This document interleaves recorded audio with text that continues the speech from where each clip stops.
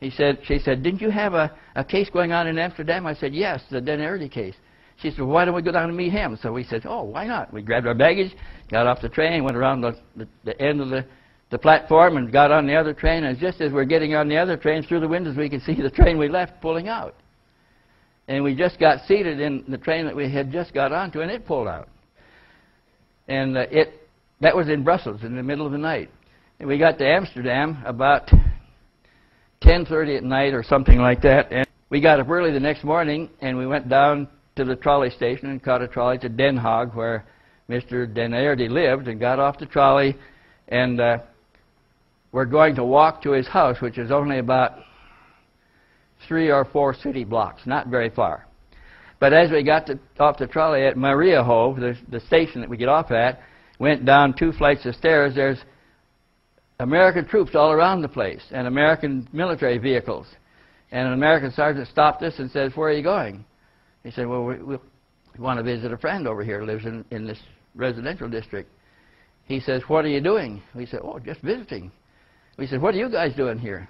He said, well, we're looking for a penetration. We said, what kind of a penetration? He said, well, there's a problem here.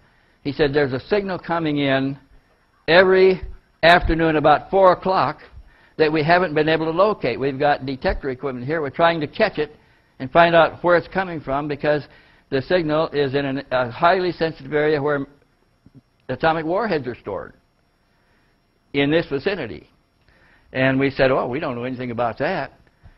He said, well, keep an eye out. And we walked down to the house, and we were visiting Mr. Denaerde, who had been taking notes, contact notes for some time.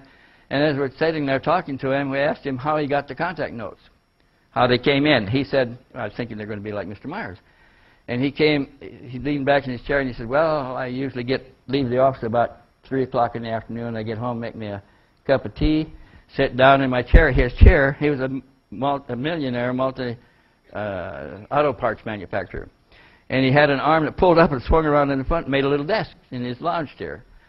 And he said, I sat down here with a pad and pencil and to make notes while I'm drinking my tea. And he says, strangely, after my contacts with the aliens in the Oost shells, he said, ever since that, if I'm going to get a message at all, I get it about that time, and it comes in by a form of automatic writing in a rapid way. And he'd write pages, sometimes dozens of pages of these notes, and sometimes he'd get sketches this way.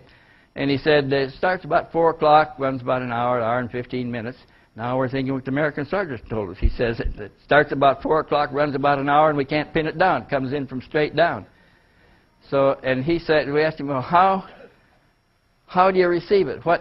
Do you hear something in your ears or what?